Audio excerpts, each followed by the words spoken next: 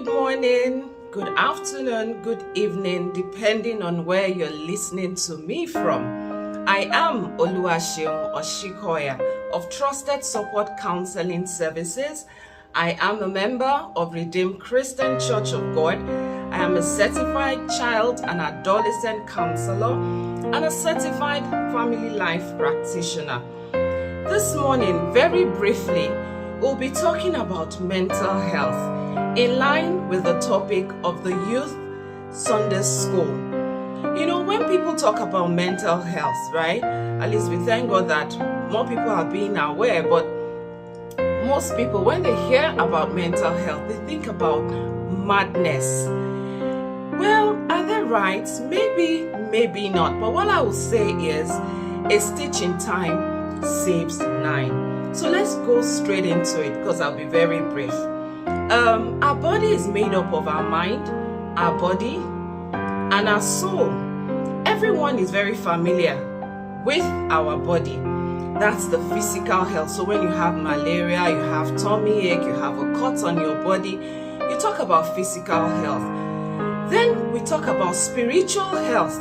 That has to do with the soul. And this is the connection with your creator, whoever or whatever it is that you believe in, right? So that's spiritual health. Then we have the mind that guides our thoughts, our words, and our action. That is mental health. You know, so mental health is all about your mind. Very simply, all about our mind. So it's okay not to be okay. What I mean is, when you have challenges with your physical health or your spiritual health and then your mental health. So, you know, so sometimes we stigmatize people that have mental health issues. We shouldn't, because it's just like when you're not feeling well, you know, or when there's a gap in your spiritual health. All you just have to do is find a solution, right? So we'll be talking about, like I said, mental health. So it's not about madness. Let's change our mindset from this morning or as you listen to me. So mental health, you know, and the well-being of our mental health is the state of our minds. What is the state of your mind this morning? How troubled are you, right? So that is the state of your mental health, the state of your mind. Because like I said, our mind guides our thoughts, our feelings, and our behaviors. Now, everyone can be affected. Young, adults, children, youth, everyone, as long as, you know, you are living. Unbelievers and believers as well.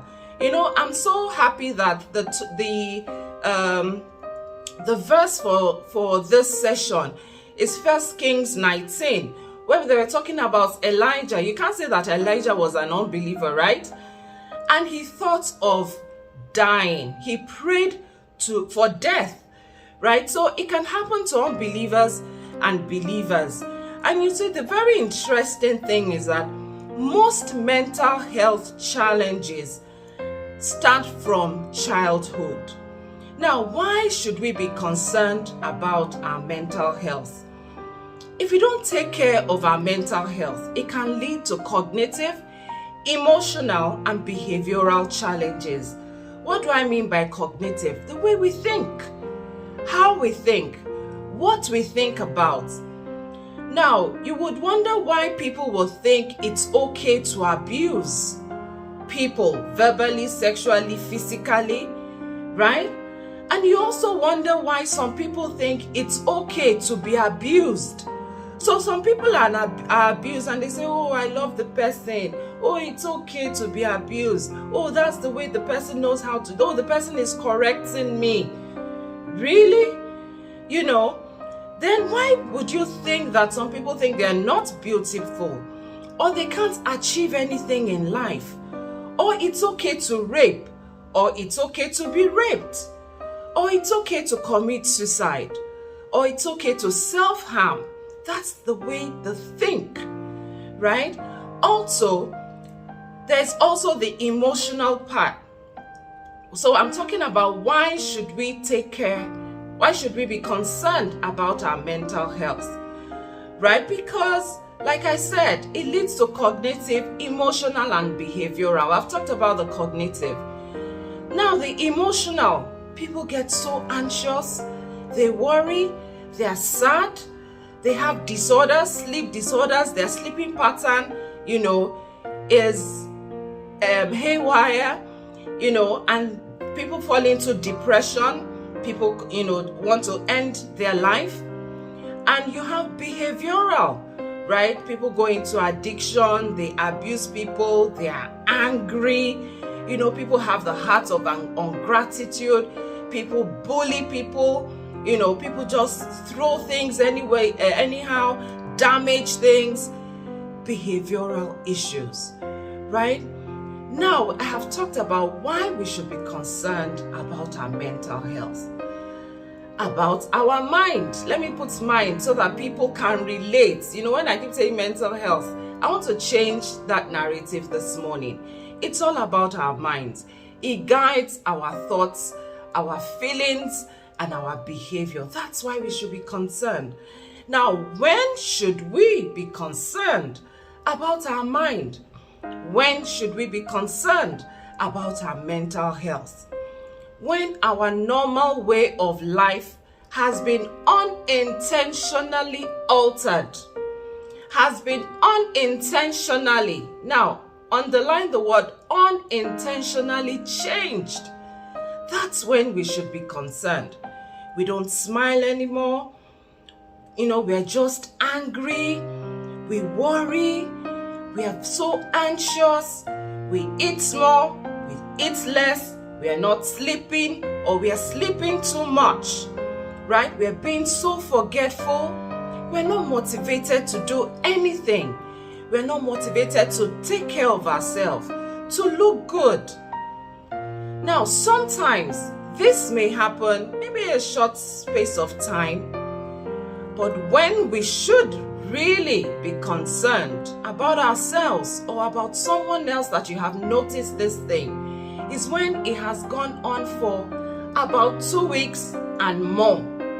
That's when you should be concerned. So it's okay to worry. It's even it's good to worry, right? Because maybe something isn't going right. You'll be worried, how do I fix it? Not that you will stay on that worry, on that particular issue for so long. Or maybe you're unhappy or sad about an issue, right? Or you may just cry because something happened. They are normal. However, when it takes so long, right, that's when we should be worried. The duration matters in all this.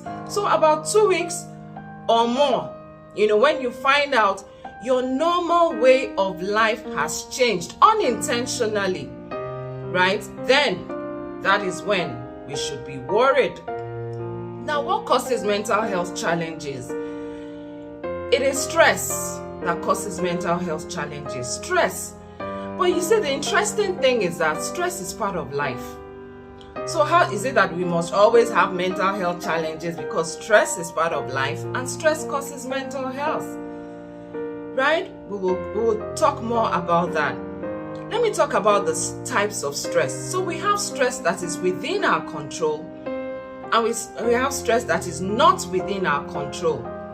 So inflation is going up and down. Can you really do anything about it? No, right? So that is not, I'm just giving an example of one kind of stress that is not within our control. Or traffic on the roads, it's not within your control. However, there are measures we can take personally, to be able to stay sane, so to say, right? So we can manage whether the stress is within our control or not within our control. We have to put measures in place, right? And how we respond is determined. How we respond to this stress is determined by our mental resilience, how strong we are mentally, and the support system that we have. And our responses can also be termed as a coping mechanism, which could be positive or negative. So you find some people that they are stressed. What do? They go swimming, they read books, they listen to music. Meanwhile, there are some people, they are stressed and they bully, they could fight, they go drinking, and stuff like that. So it could be positive or negative. Now, let me mention a few things that stress us. So some people may lose people, so they have loss, either lose things or people, right? Loss of jobs, loss of loved ones, loss of pets. You can imagine that some people, it actually gets to them when maybe their dog, their cats, their birds die. Then there's peer pressure, and there's also self-inflicted pressure. Oh, I need to get the pink shoes. My friend has the pink shoes. I need to get the blue bag.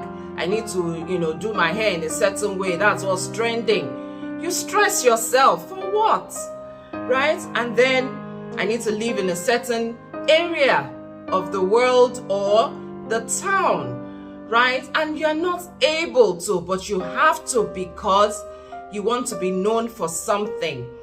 Then there's also the stress that is abuse, physical, emotional, verbal, traumatic events, natural disasters, economic hardship. I mentioned inflation earlier, problems in the home. Nowadays that there's increase in marital problems. And guess what? It doesn't affect just the couples. It affects the children. And unfortunately, children are most oftentimes ignored. Right? And then, of course, there's increase in responsibilities. I'm talking about the types of stress. Increase in responsibilities, pressure at work, pressure in school, pressure with friends, pressure on the road, pressure everywhere. Even pressure in church, right? Relationship issues, ineffective parenting can be stressful on the side of the parents and on the children. But what do we do? On a final note, as I close, I'll talk about what we need to do, right? When we are stressed, first of all, you have to know yourself. Who are you? How are you feeling? Excuse me. Can you even identify when you stopped smiling? Did you notice when you stopped eating? Self-awareness. We need to learn self-awareness so that when we notice that we have stopped doing certain things, immediately we can catch it. Some people snap, cry. Some people sigh for so long. Because there's so much on their mind. Do we know our triggers? Can we identify our triggers, our stressors? What are those things, right, that stress us? Do we value ourselves? Do we appreciate ourselves? Just like Elijah. Do you know that it was because he was comparing himself to his forefathers? If you read verse 4, 1 Kings 19 verse 4, he was talking about, I am not like my forefathers. He was comparing himself.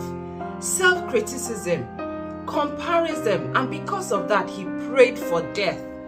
Are we comparing ourselves? We need to be kind to ourselves. We need to respect ourselves. We need to take care of ourselves. We need to learn to say no. Sometimes no to yourself or no to someone else just because of pressure. Oh, I want that pink bag. Oh, Oluwaseun, you don't need it. Sincerely. What is your motive of getting it? We need to say no to ourselves. We need to have a good and working support system. Remember, I said that one of the reasons how we can manage stress is by building our mental resilience and having a good support system. So really, we can be down, right?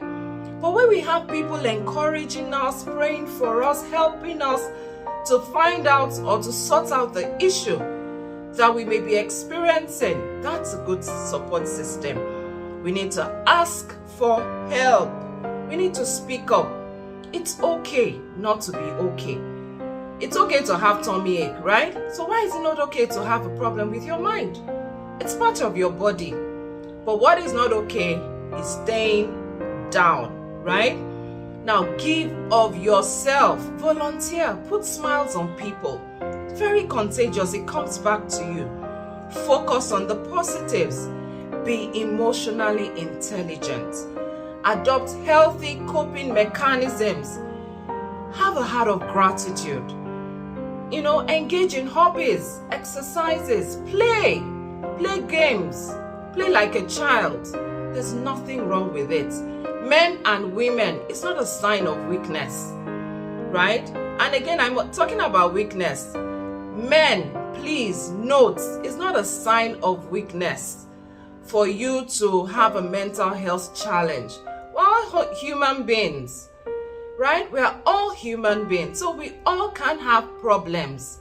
This life is about ups and downs, but it's not good to stay down, right? We must rise up by the grace of God. That's why God is available for us. Then we need to build our mental resilience. That's the ability to deal with various stressors as they arise and still perform, optimally. Then we need to seek professional help.